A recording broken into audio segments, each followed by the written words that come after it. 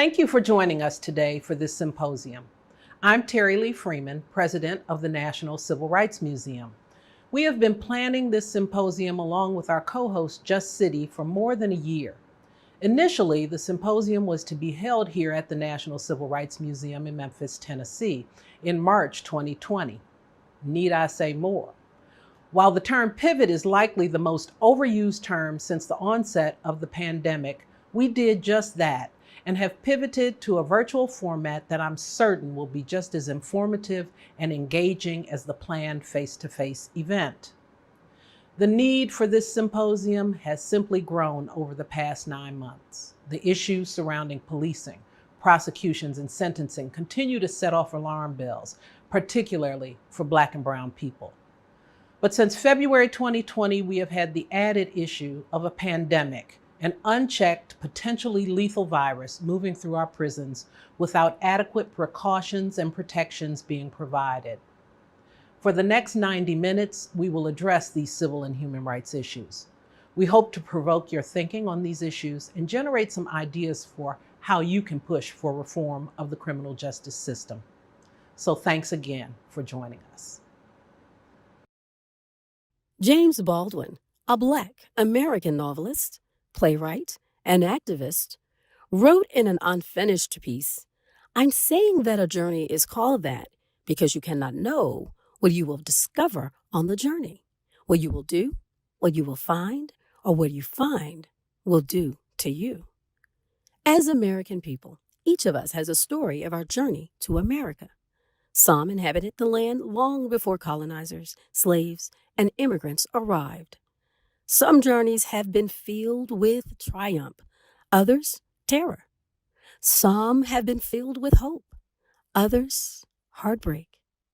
We must learn from every story so that when similar themes of oppression and inequality appear, we recognize what they are and how we can overcome them.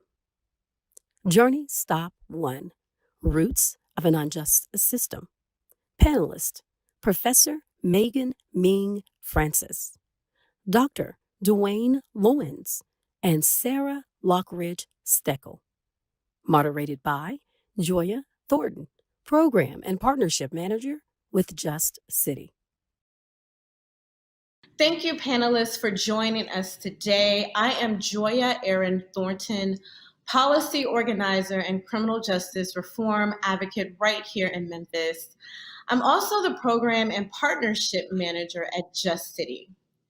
This year has been rough, and it's evoked an ample amount of emotions for every last one of us.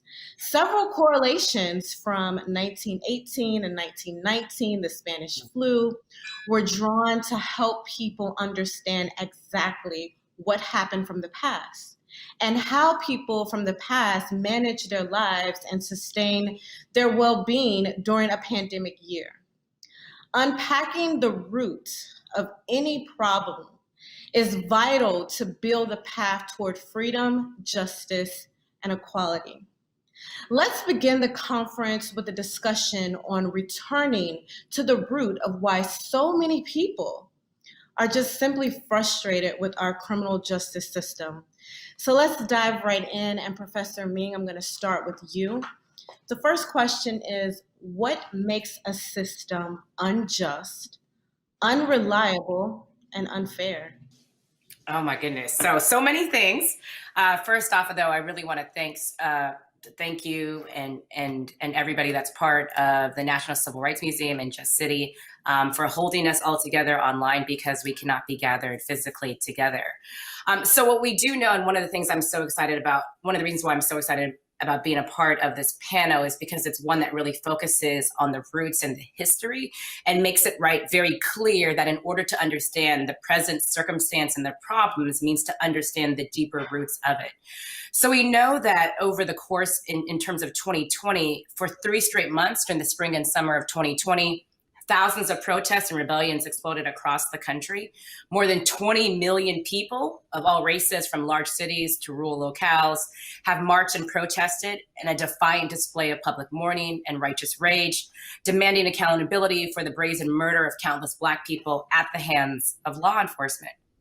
Their voices, their bodies, and their imaginations have awakened a sleepy nation to the crisis of democracy and the urgency of addressing deeply entrenched racial injustice. However, as historic as these protests have been, the issues that were highlighted in 2020 are not completely new. The private murder of Breonna Taylor in her home while she was sleeping and the public spectacle murder of George Floyd are not aberrations from a normal functioning criminal punishment system. A central component to the Black freedom struggle has been centered on the protection of Black lives from vigilante and state violence. And so oftentimes in terms of my work, I think in order to understand what has happened in 2020 and what is continuing to happen in 2021 means to understand the longer struggle of Black people around the protection of Black lives. And so that means that we need to actually go back to the end of the 19th century and focus on Ida B. Wells in Memphis, Tennessee, and then her move to New York, in which she is highlighting the issue of the lynching of Black people, not just in the South, but across the country, and the zero consequences that the perpetrators of lynching actually face. That struggle, or that torch, is then picked up by the NAACP in the beginning of the 20th century. Many people know the National Association for the Advancement of Colored People, NAACP, today, but that is an organization that gets its start around the issue of lynching and mob violence. They really see that as the first civil rights issue, that before Black people could go to school, vote, live in segregated neighborhoods, that they actually first had to live. And so what we're seeing here in terms of people, I know many Americans in 2020 were like, oh my gosh, I can't believe that this is happening. But this is not just in terms of new anger, right? That this is a pattern that has persisted over time in American society and has been given oftentimes kind of a wink and a nod through the politicians and the criminal punishment system. However, even though I've taken you just very quickly to the end of the 19th with Ida B. Wells and the NAACP at the beginning of the 20th, really in terms of to understand so much of the kind of the deeper problems and why small fixes will not solve deeper problems means to understand, especially in terms of what happens at the end of the Civil War all across the South, is that most of the states in the South rewrite new criminal laws that are specifically focused on capturing in terms of, and then incarcerating Black people. And then police are focused on kind of discriminatory policing. And in many, many Southern states, you have the incarcerated population expanding from a very small percentage of Black people, because during the period of enslavement, most Black people were punished on plantations. And then you have, in terms of after emancipation, you have these incarcerated populations being over 90% Black. And then you have private companies, not just in the South, but companies in the North as well, then partnering with states for the full use of the state's convicts. One of the companies that I focus on in my research is the Tennessee Coal, Iron, and Railroad Company that got the entire lease of Tennessee's convicts as well as Alabama's convicts. And so when to understand, I think, the deeper problems around the criminal punishment system means to understand the deeper legacy, one, around how states actually change criminal law and racially in a racialized manner, and then also on vigilante violence as well as sanctioned violence through the criminal punishment system.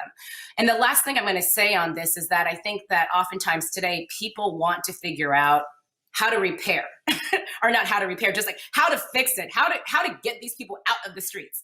And in order, it's not going to be just small fixes and or sanctioning one police officer and or changing one small law, right? It means understanding the deeper history about how things have gone so bad. And then actually doing something about it. So I'm just really excited about a panel that focuses on the roots. Thanks so much. Wow, this is not new rage. This is not new rage, and it won't be a Band-Aid to be placed over it to fix what so many people have been dealing with. This is a generational rage. This is ancestral rage. And thank you so much for lifting up Mother Ida. We definitely revere her. In Memphis, Tennessee. I often feel that she compels me to do a lot of the work that I've been able to do both locally and nationally. So thank you so much, Professor Ming, for that response. I'm going to move right along to Professor Loines. What can the movement for Black Lives learn from preceding activists, academics, and organizers? Yes, thank you for that question. Good afternoon, everyone. First, I want to thank the National Civil Rights Museum in Just City for sponsoring this important symposium. And I'd also like to thank my fellow panelists and moderator. It's a privilege to be serving with all of you. Thank you. So what can the movement for Black Lives learn from preceding activists, academics, and organizers? Without presuming to impose my academic perspective on those people who are in the trenches doing the hard work in the movement for Black Lives, I think there are several things that can be learned. First, I'm currently working my way through Barbara Ransby's excellent biography, Ella Baker and the Black Freedom Movement. And as I read through it, I am awestruck by how the blueprint for Black Lives Matter and a lot of other organizations was articulated decades ago by this amazing Black woman.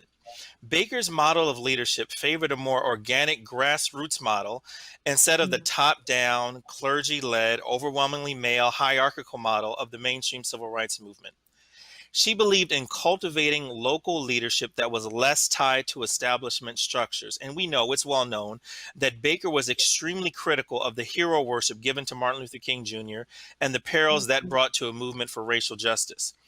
And I think we're seeing that. I think we're learning that lesson. Here in Memphis, for example, we don't talk much about national leaders or look to them to come to Memphis to help us with our problems.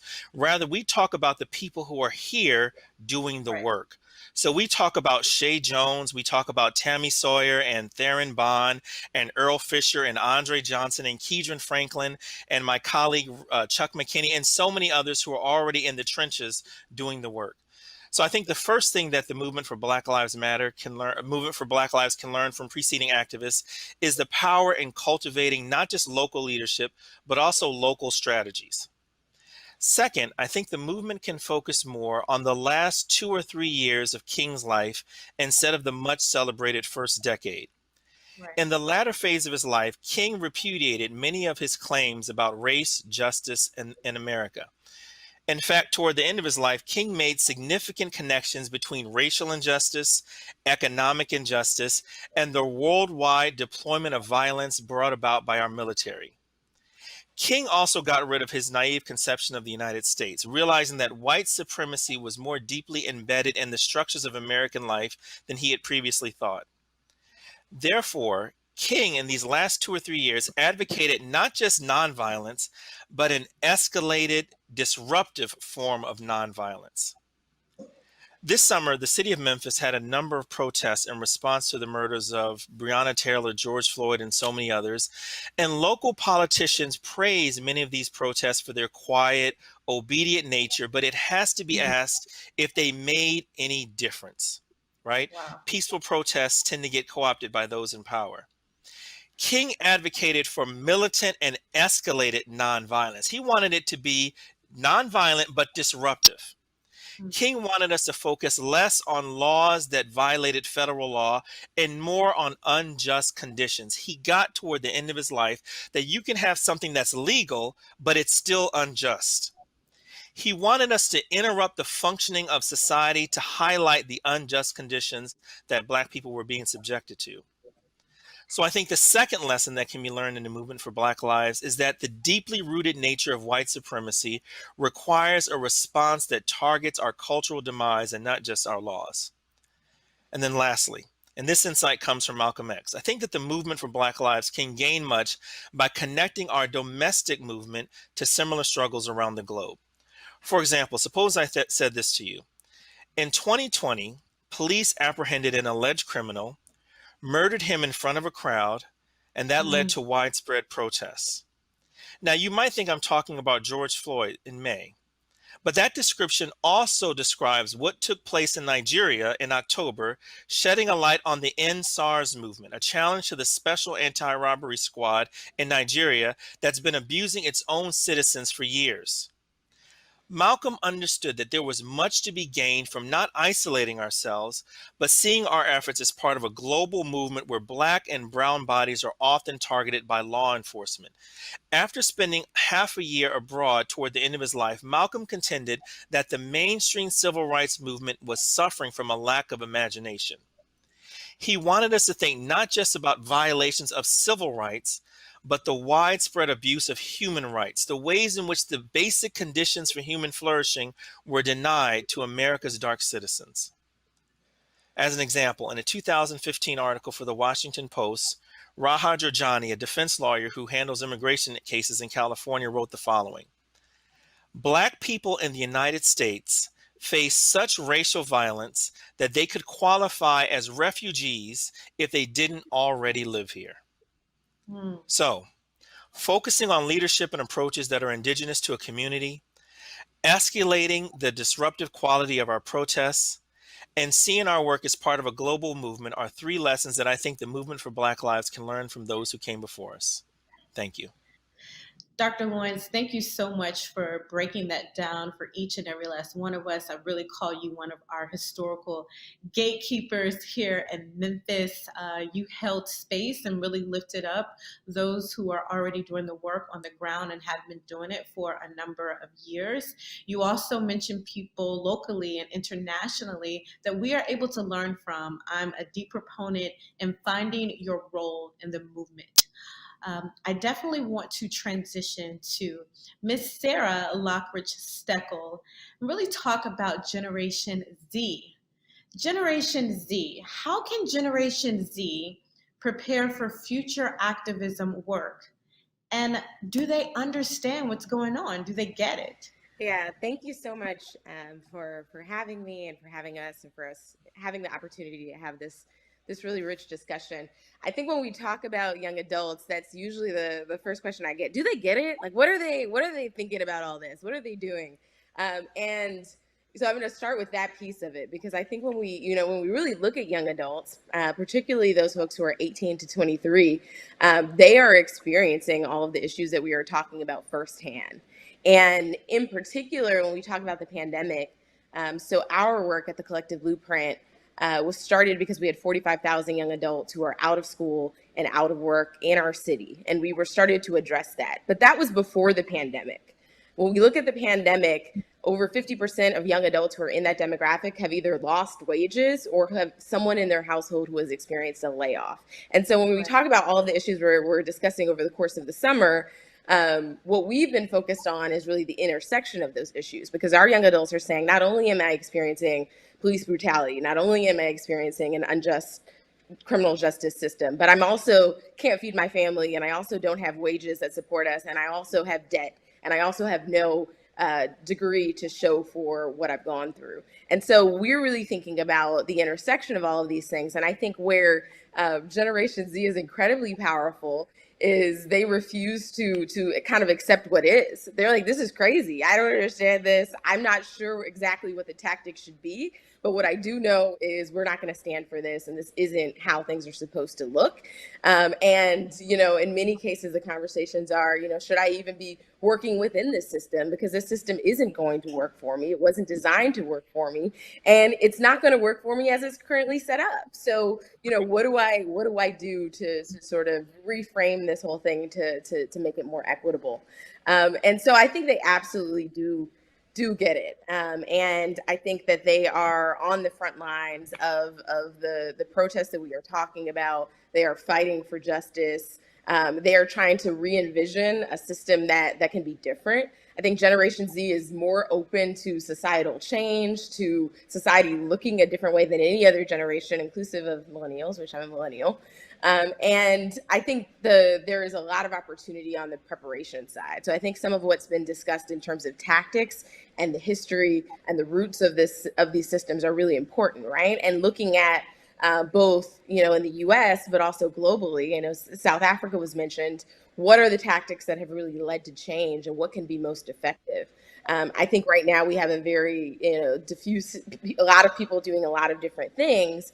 But how do we, use this moment in time to really organize? What does that look like? I think that Generation Z has a lot of strong perspectives around not having hierarchies, not having traditional organizational structures. But even given that, what does it look like to really respond to the injustices that we see on many fronts? Because I would say that, it's not, for them, it's the criminal justice system, it's police, it's all of this, but it's also wages, it's also education, it's also housing. And how do you have more holistic responses that address all of the systemic issues that intersect to impact people's lives? And so I think that there are a lot of intergenerational opportunities for us to come together and have some rich discussions. I think when I look at my mother's a baby boomer, her generation, she's an activist, her perspectives on things, and bringing her to the table, I often bring her in to talk with our young adults who are 18, 19, 20.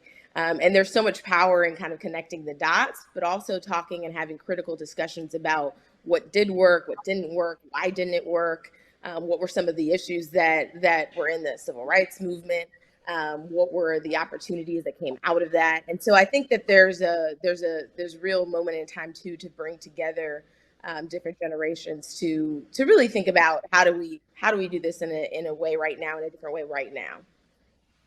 No, thank you so much. And you actually said something very key, intergenerational. That's something that I'm very, very key on. And contrary to popular demand, Generation Z is 23 and down. Millennials are 24 and up, and some people get those confused. So I thank you so much for really clarifying that, and for each of you contributing to this larger issue and specific notion about how can we unpack the roots of an unjust system. There are roots within this. It just didn't start with frustration with the criminal justice system. It just didn't start with modern American policing. It actually has roots and ties to a lot of historical things that we have yet to address.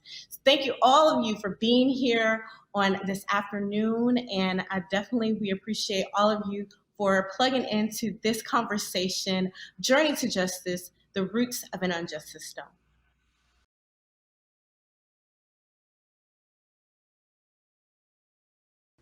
Can you please tell me what justice looks like? Because I ain't never seen it. Indictment after indictment, never a conviction. Tell me, who do you call when the murderer wears a badge? Or when the rapist comes from privilege? Somehow justice ain't just enough for us.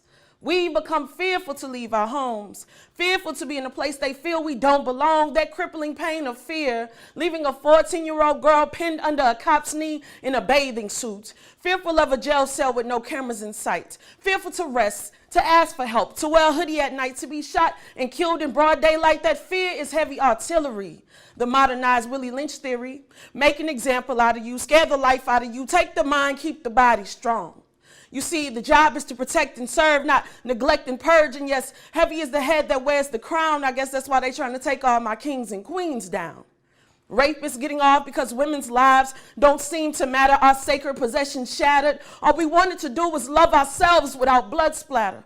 A system that believes not only my skin color, but my gender speaks that I am less than, not worthy of justice, but I am a woman, someone's mother, someone's daughter, under the ferments of the deepest pressure, baby. I am a diamond, God's royalty, but this justice system ain't loyal to me. I am not a political slave to the political system who refuses to change unjust laws that my people's souls crave, and I will not give up. I will not cease until justice is made for you and for me. You see, I have children to teach the way. Friends who don't want to hear a thing I have to say, but that is my fight. So leave it up to me. I promise I'm the new age Nikki Giovanni, because I am not afraid to fight for what I believe. Martin Luther King, Malcolm X, Ahmaud Arbery, Breonna Taylor, George Floyd, you know their names, so say their names. Can you please tell me what justice looks like? Because I have yet to see it. There's a war going on, and it won't be no retreating until justice is made for all.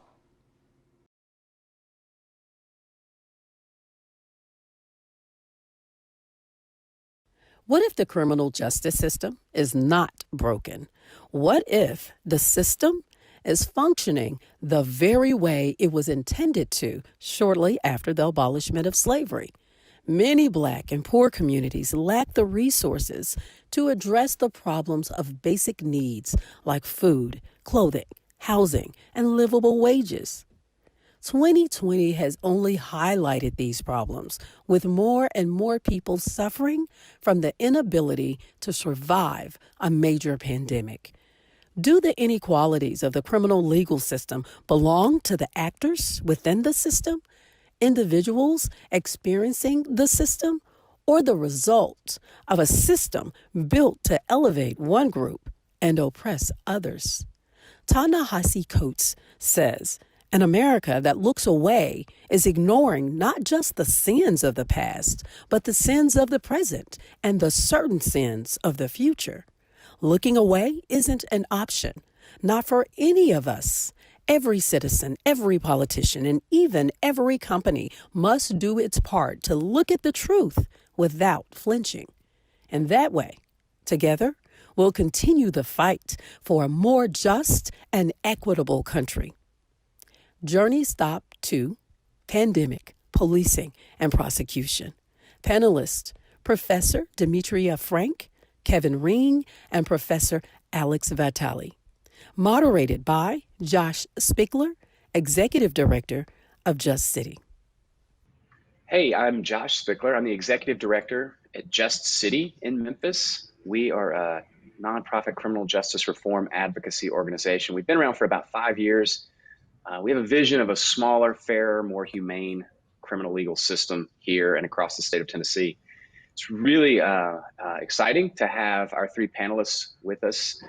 Professor Demetria Frank, also in Memphis at my alma mater, the University of Memphis School of Law. We've got Kevin Ring, who's the president of FAM, and Alex Vitale, who wrote the book, The End of Policing, as a professor at Brooklyn College. Thank you all so much for joining us. I'm going to avoid reading bios. If folks want to learn more about you, you guys are easy to find out about, and I encourage people to do their research and learn about all the work that you guys have done, because I want to save as much time to get to our topic, and we've organized it alliteratively, as you guys know, around pandemic, prosecution, and policing. And so we're going to ask a few questions about those topics. I'm going to start with you, Kevin, and talk about the pandemic. And your organization has done some amazing work at the national level, usually through the lens of families of people who are behind the walls of jails and prisons. And you talk a lot about the impact that sentences and this criminal legal system have on families. And so I want to hear you talk a little bit about some of the things that have been exposed during the last several months of a global pandemic. What have you seen, and what are you guys working on? Yeah, well, first, let me thank you, Josh, and Just City.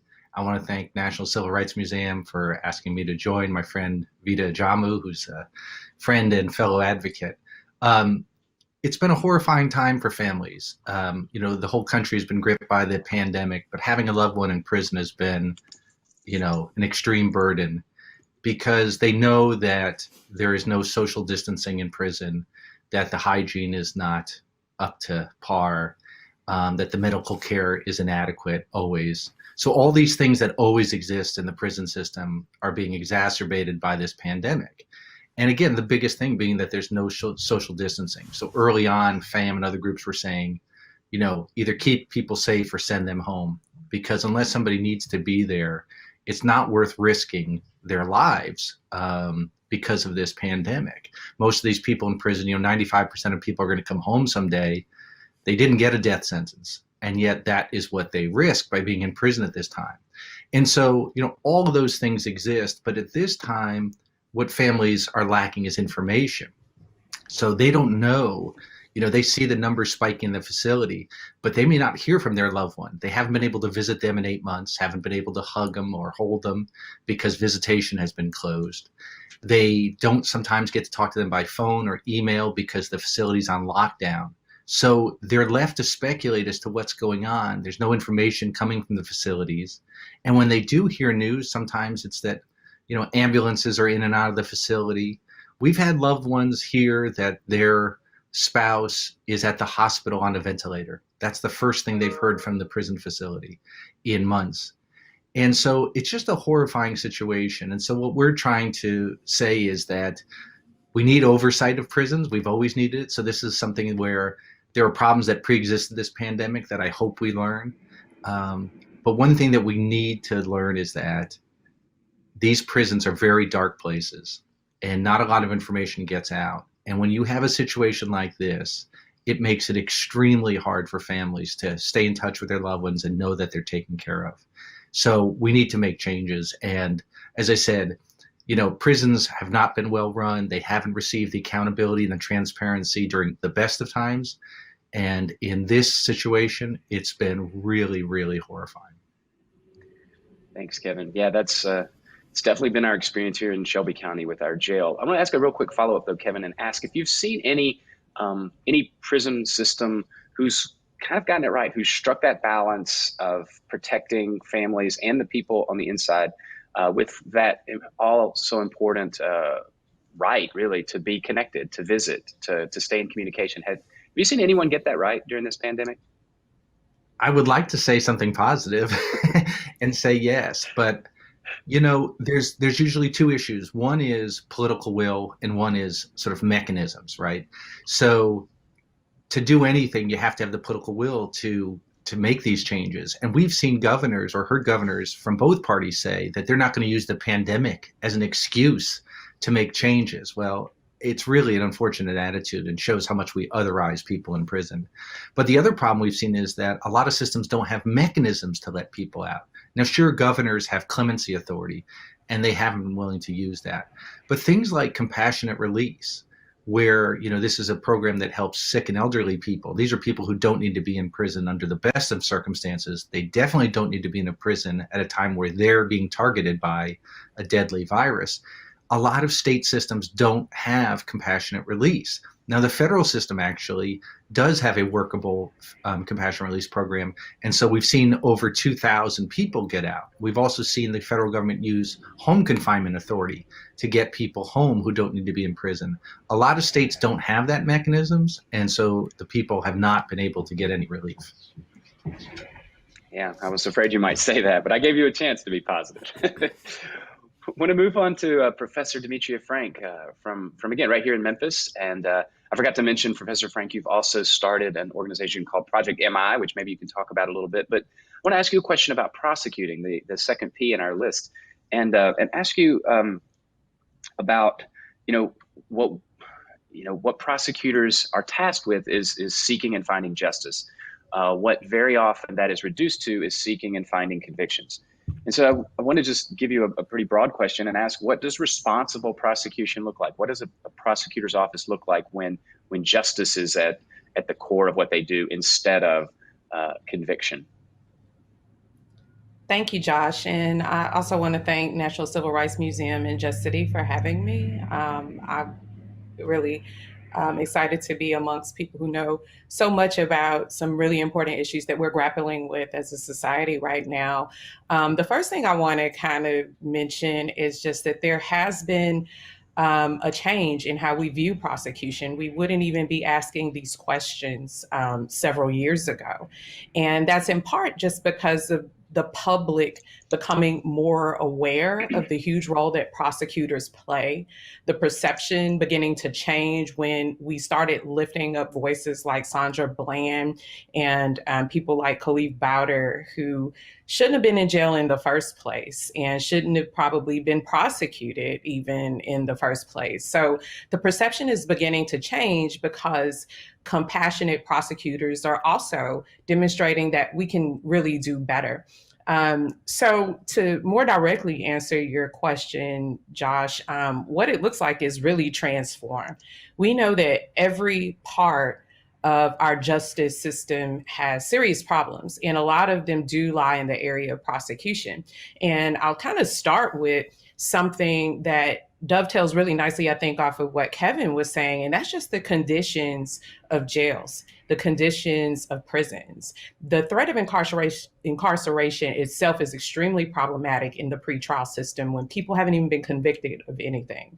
So if we take, for example, low-level crimes such as traffic violations, theft, then we're talking about being detained in those same conditions with everyone else before anything has been proven. And for very petty and non-threatening, non-violent offenses. And there are enormous expenses to a system that does that at the pretrial phase, especially to taxpayers and individuals. There are also so many collateral consequences relating to incarceration for petty offenses. Sometimes those losses can be just as harsh, if not worse, even in the short term, than those that commit serious crime. So transform looks like certain petty crimes really being taken off the table for arrest and detention. And I think we all have these references now that we can draw from that demonstrates how important this is. If you take, for example, George Floyd, which the conversation really became about police violence, and that is certainly where the conversation needs to be placed. But he was being arrested for passing a $20 counterfeit bill. This should be a summons to court at the most. So in terms of serious crime, and when individuals are incarcerated for serious crime, it's even harder. It's hard to not take a deal, even if it's a bad one, when you're faced with a serious crime. And we have to think about how prosecutors are charging, bringing the conversation back to them, that they overcharge in many situations. They know that incarceration is hard, and they know the odds of individuals taking a plea are in their favor, regardless of guilt. The threat of they are overcharging, and the threat of those harsher, unwarranted penalties often result in false pleas. There are people taking deals just because they're afraid of the possible penalties of severe offenses they've been charged with. Prosecutors also have a lot of discretion in a number of other matters through the criminal process that transform means that we need to look at.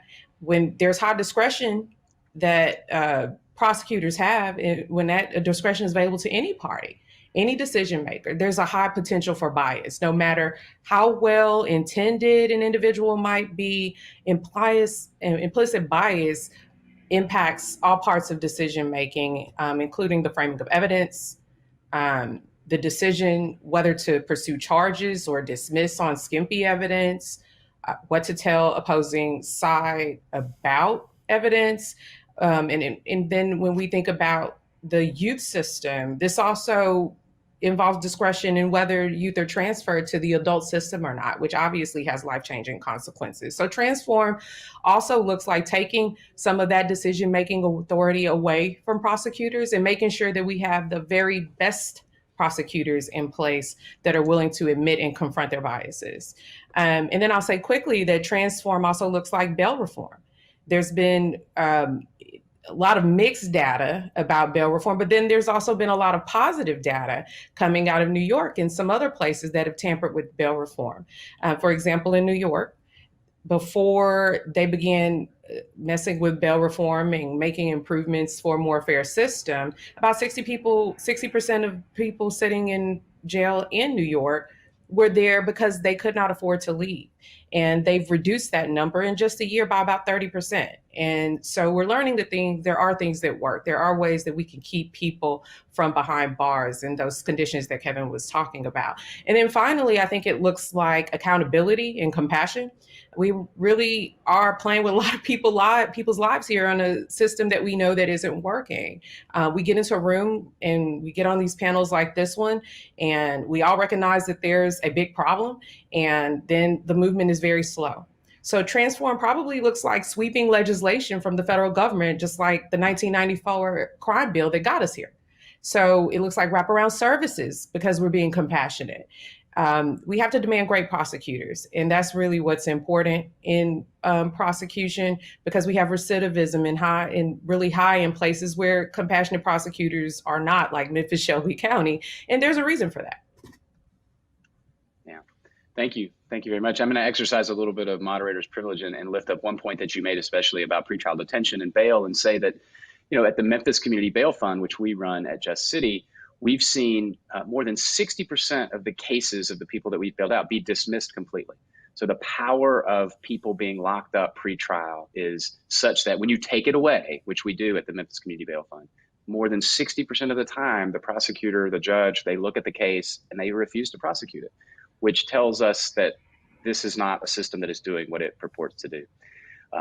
And prosecutors have so much to do with that. Well, thank you, Professor Frank. We'll come back to you. We'll come back to Kevin. I want to move to Alex Vitale, who wrote the book, The End of Policing, and has had a very busy previous 10 months because of that, because of the conversation that we've been having in this country about policing, the reforms that are needed, the difficulty in doing that, whether it's about funding, whether it's not about funding. But I want to ask you a question, Professor Vitale, about sort of the priorities and incentive structures that we see in modern policing and how they mirror how we treated enslaved people, the colonial history in this country and in many places across the world. What are the similarities there, and how show us the thread to today? 200 years of history in 2 minutes. Yes, thank you. Thank you, Josh, and thanks for having me be a part of this important conversation at such an important place like the National Civil Rights Museum. So, most people imagine, well, we've always had policing, and policing is just this sort of taken for granted institution, but it's actually a fairly recent invention. Most police forces have only been around less than 200 years, in many cases only about 150. But when we look back to those early origins of policing, we see they're rooted in solving certain kinds of problems, mostly for local governments. These are problems of so-called crime and disorder, but that really are rooted in profound systems of inequality and exploitation. And when we look concretely at what drives the creation of local police departments in the US, we see that it's tied to either colonialism, mostly in the West, groups like the Texas Rangers. In the South, slavery. In places like Charleston, where the Charleston City Watch and Guard, I argue, was the first modern police force in the world, created in the 1780s.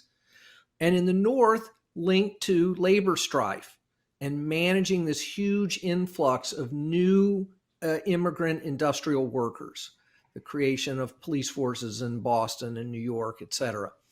And in each of these cases, police are creating not a system of law enforcement as much as they are a system of social order. But that social order is rooted in these deep inequalities, which are almost always racialized. Obviously, in the case of colonialism and slavery, but even in the case of industrialization, where new immigrant groups are often treated as less than white in this early immigrant process, whether they're Italian or Jewish or Irish. Now, today we don't have colonialism and slavery in this 19th century sense. We barely have industrialization in many parts of the country anymore. What we have is a system of austerity where jobs have fled the country, government services have been cut, and wealth is being pushed up the economic ladder through direct government involvement. And what this means is that new social problems are being created as a result of this. Things like mass homelessness, failed schools, untreated mental health and substance abuse problems. And then policing is tasked with managing the consequences of those social problems, not solving them, just kind of keeping a lid on them. And if we look at what police actually do day in and day out, they're not chasing bank robbers, they're not finding serial killers, they're managing the lives of very poor people in the most vulnerable and disadvantaged circumstances, whether it's kids who've experienced trauma, lack of housing and food security, whether it's people with mental health crises that don't have access to high quality health care, whether it's families in crisis because their social safety net is eroded. So police are responding to mental health crisis calls. They're chasing homeless people around the block. They're patrolling the hallways of our children's schools. And we need to look at how that facilitates ongoing systems of exploitation and inequality. Politicians are allowed to make their downtown real estate deals, to keep giving tax breaks to the rich. And then when those economic decisions produce these social problems, we turn to the police to bail us out. And that in itself is producing a whole set of additional burdens for these most vulnerable communities. And is this response to that of going after budgets, is that just where we are because of decades and centuries, as you say, of this, leaning on police officers? Is that, have we just gotten to the bottom, or can we still depend on our systems of democracy to shift some of those dependencies? Well, I think this rise of the so-called defund the police movement, which is, of course, an inadequate, framing, what it's signaling is a rejection of our traditional ideas of police reform. This idea that we're going to fix the problems of racial disparities, excessive use of force, abuse of authority, that we're going to fix that by giving police implicit bias training or having them wear body cameras or creating a few more oversight boards. What we've learned over the last 5 or 6 years is that that's not working. The officers in Minneapolis who were responsible for the death of George Floyd had implicit bias training and de-escalation training, and were wearing body cameras and were operating under a new use of force policy, and none of that mattered. It did not save his life. His life just didn't matter in that circumstance. And it was a circumstance where, as Demetria pointed out, the police shouldn't even been involved in the first place. It was a minor issue of a suspected counterfeit build, the police power should not have been used in that way. So this new moment we're in is this idea that we need to rethink our political priorities. It's not really about, in a sense, the police. It's about our political leadership that continues to say that 25, 35, 45% of local budgets should go into policing, while there's no money for after-school services, there's no money for mental health treatment services, there's no money for affordable housing. And so this is really a cry for a broad kind of political realignment of priorities. Sure. Thank you. I so wish we had more time to go into all of these things, but I'm going to give you each one last shot in the few remaining minutes that we have left. This conference is called Journey to Justice, and so I want to give you a chance to respond to this idea that we're obviously not where we used to be. We're headed somewhere in this journey in each of these issues. And so I want to start with you, Professor Frank, and just ask you where you see us. And of course, you can comment about this in the local frame here in Memphis or nationally with prosecutors. As you've already talked a lot about the awareness that's happened and the education that's been going on over the last several years. Where are we? Where do we need to go? Are we going to get there? And we'll wrap up with that question. Yeah. So I think I said a lot in the first group of my comments. So I'm going to keep it short and focus on one thing that I didn't hit that I really think kind of responds to that question in the most broad way possible, but also I think is really at the heart of the issues. And that's just our overall culture of punitiveness. That is something in order to do any of the changes that Kevin, Alex, or I are suggesting, we have to change how we think about our criminal justice system. We have to change its purpose. We have to understand what it's good for, as Alex mentioned, and what it's not good for. And we cannot do that among a culture of punitiveness. And I'll kind of end on a note because a lot of my work focuses on intervention in youth and centering youth in using that as an example. And some of the issues that you and I work together with with Josh personally is we have that same punitive culture when it comes to our young people.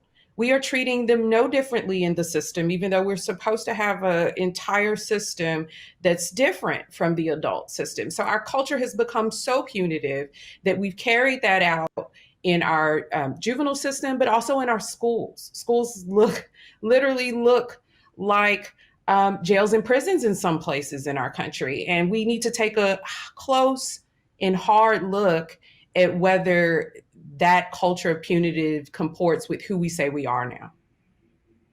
Yeah, thank you. Kevin, with sentencing and with how we treat people who run afoul of our laws, of the societal contract, where are we? And have we made progress? Where do we need to go? Yeah, I think we're making progress, especially in the area of drugs. We're seeing low-level drug offenses decriminalized because people see this as a public health matter more than 30 years ago, where it was seen as a moral failing. And I think if you look at just recently, Congress eliminated the ban on people in prison being eligible for Pell Grants, which allow them to pursue education. That was in the '94 crime bill, a really terrible, spiteful aspect of that crime bill. But Congress just repealed that. And that's not going to solve, a million problems. But I think it just shows you that slowly the circle of compassion is growing, and that what we've seen when it comes to civil rights for people of color, for gay people, this idea that people in prison are somehow other or different than us, when the statistics show us that all of us have had either a family member or friend who's been in prison, that they are not that different, and that but for the grace of God go we. That if we see them as humans who have potential, that we will change the way we treat them. And I think that's slowly growing. We still have a long way to go, but I think we're on the right direction. Thanks. And Professor Vitale, we'll give you the last word. It's hard for me sitting in Memphis, Tennessee, to believe that we're making progress sometimes in policing. Every Friday at 4:30, it seems like we get another press release about an officer who's not going to be prosecuted. It feels like 7 months ago. It feels like 7 years ago. It feels like 70 years ago. Where are we? And has there been progress? What do we need to see with policing? Well, I don't think we should put all our eggs in the basket of police accountability per se. I think that the system has created policing to be immune from that kind of oversight. It's not an accident. It's not a failing of the system. That's the way the system was designed. So that's why, in a sense, we have to go over their head. And I think a lot of my work is really more about political accountability than it is police accountability. And what we've seen over the summer, in addition to the protests, are some pretty concrete victories in cities across the country that have decided to start shifting resources into interventions that are going to directly address public safety matters in less punitive and violent ways. They're creating mental health crisis teams. They're expanding community-based mental health services. They're creating new affordable housing options. They're rethinking the use of police in schools and hiring more counselors instead. And this is happening in cities where the conversation has shifted from one of just police accountability to rethinking this issue of justice that both Kevin and Dimitri have spoken about. And I think that's so essential right now. We've come to accept this idea that justice equals vengeance and that we measure accountability in terms of years of imprisonment. And this is such a degraded notion of justice. We need to think about justice in terms of creating healthy, sustainable individuals and communities, of creating a safe and healthy society for ourselves. And just relying on intensive and invasive policing and mass incarceration is not doing that. Incredible insight, all of you. Thank you so much. Learn more about Professor Frank and Project MI. Use your friend Google to do this. Learn more about Project MI and what Professor Frank's up to. Learn about FAM and the good work that they've done. And Professor Vitale's got a new edition, as I understand, of the book, The End of Policing, coming out soon. Look for that and read that. You guys have been amazing. We really appreciate your time today. Thanks so much. Thank you. Thanks, everybody. Thank you. Thanks.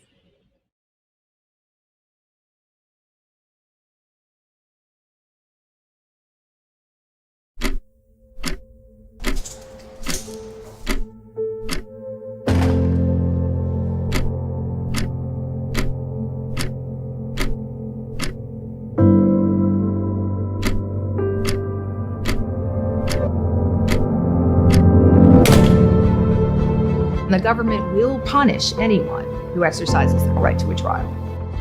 This is not a healthy way to administer justice. If an individual wants to go to trial, they risk a much longer sentence. But he was adamant that he was going to put his faith in the trials. And I didn't see how I could lose by going to trial. I just cried so hard. I just thought, I'm cooked. There should be no question that the trial penalty affects everyone. People plead guilty because if they don't, they could lose everything.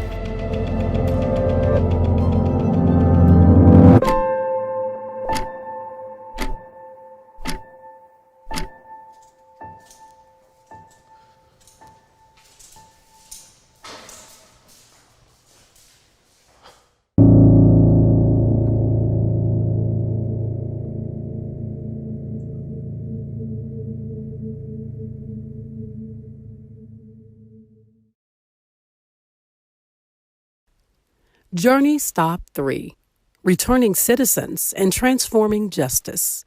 Panelists Marcus Bullock, Topeka K. Sam, and Robert Shipp.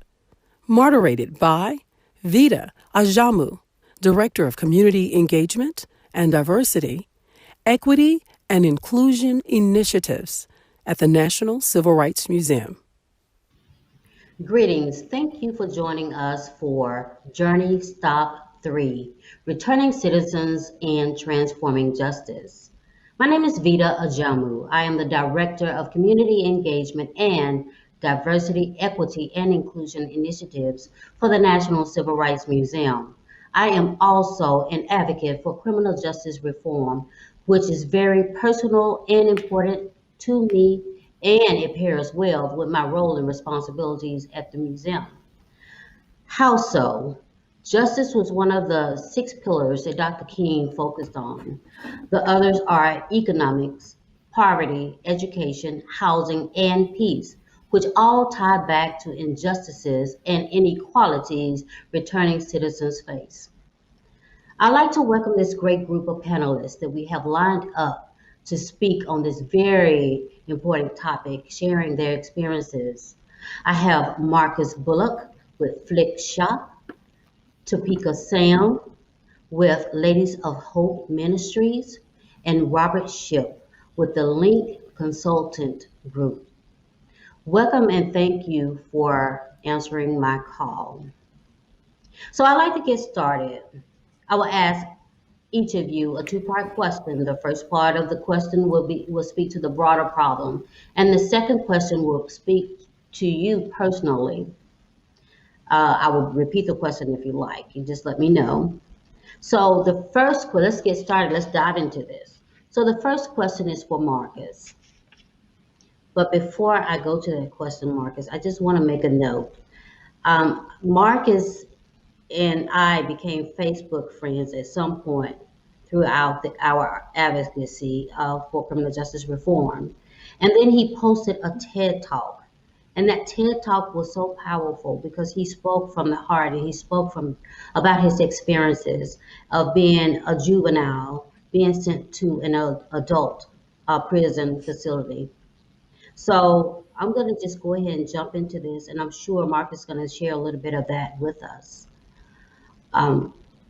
Marcus, why is connection and community important for incarcerated people?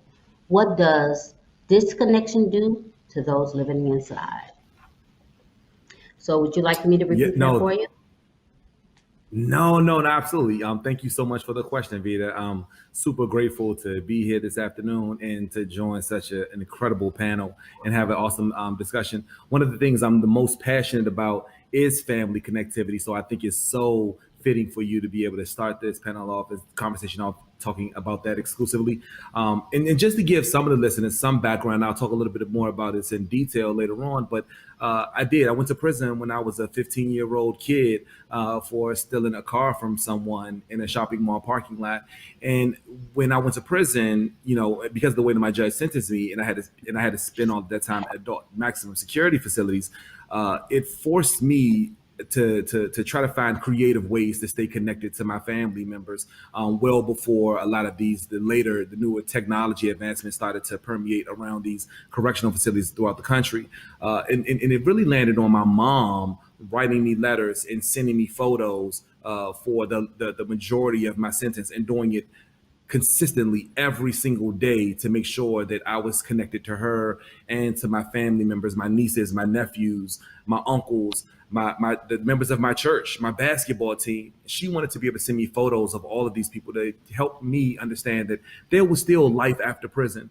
Because one of the things that we quickly learned as a part of my sentence, it was one of the things, sometimes miss is that when one person goes to prison, the entire family goes to prison.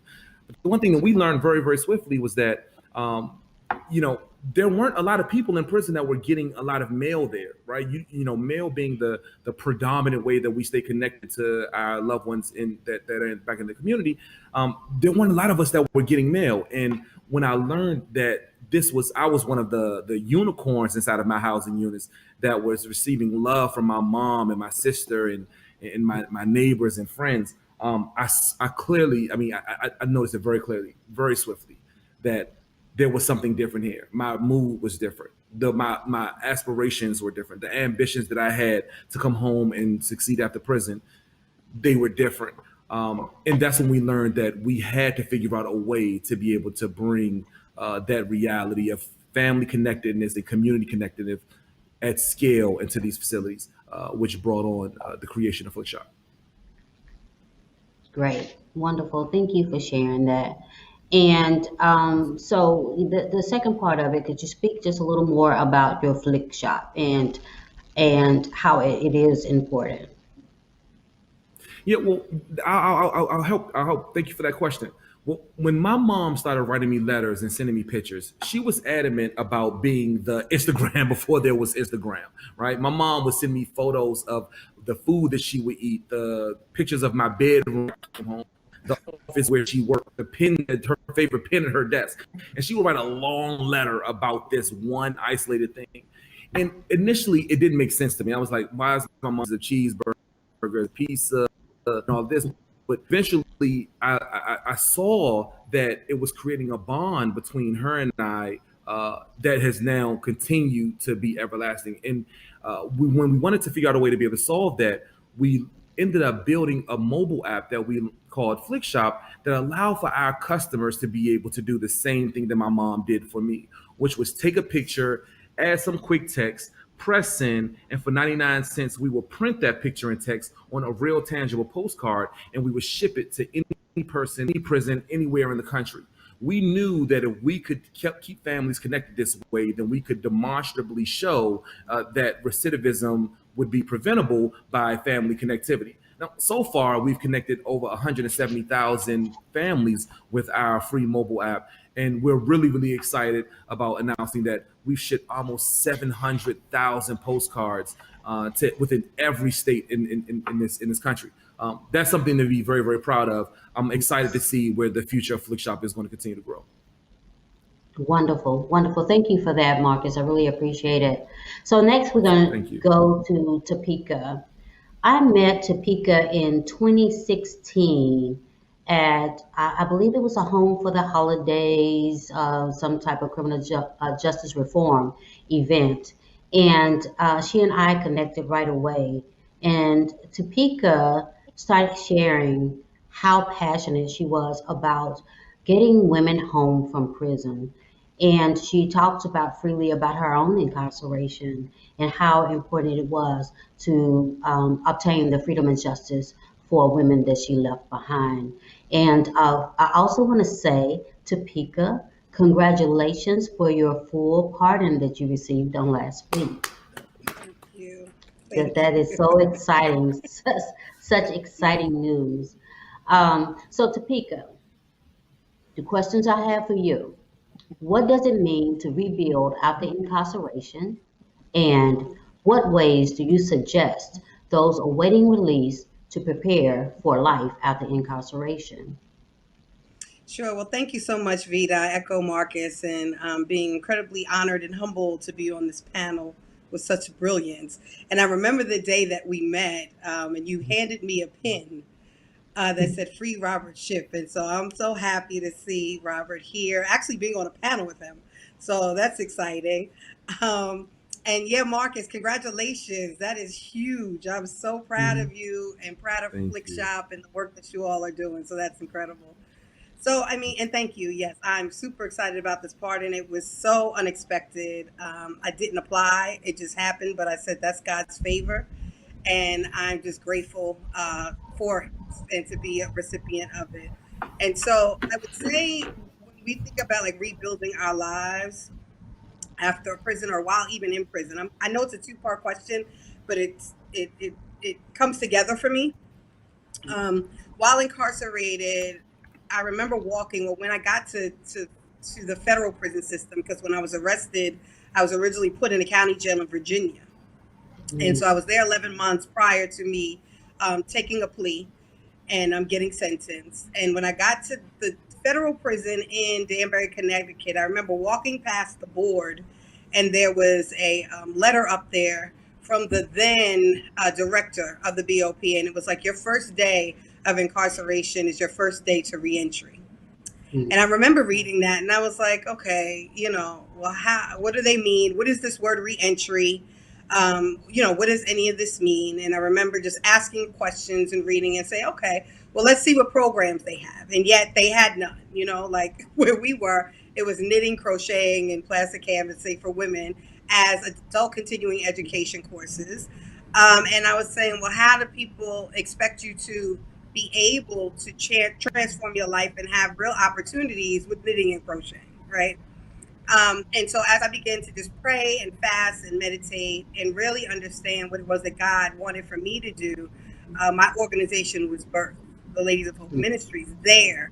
And when I came home, before the organization was registered, before anything, I was like, I'm the founder and executive director of the Ladies of Hope Ministries. And I say I was just speaking that on every panel I was on, anywhere I went. And I organized for the first 2 years, meeting other women. That was released in May of 2015. I met you in 2016. And from our conversation, just as a little tidbit, that our work has expanded from not just only helping women who have been incarcerated and formerly incarcerated, but we help all impacted women. So any woman who has been impacted by the criminal legal system, whether it's for themselves or a loved one, because we understand, as I heard Marcus just mention, that when you are incarcerated, your loved ones are incarcerated with you. And so it's important that we are also supporting our sisters that way. So thank you for all of the work and advocacy that you've done to free your brother, because it was you that allowed us to understand that we were actually limiting our scope of work and who we can actually touch and help. And so, yeah. And so now, post incarceration, I feel like when whatever it is that you want to do, I'll just talk about the organization and what it was that I wanted to do. I began to learn the space. And so I did a few fellowships. I did 2 fellowships at Columbia University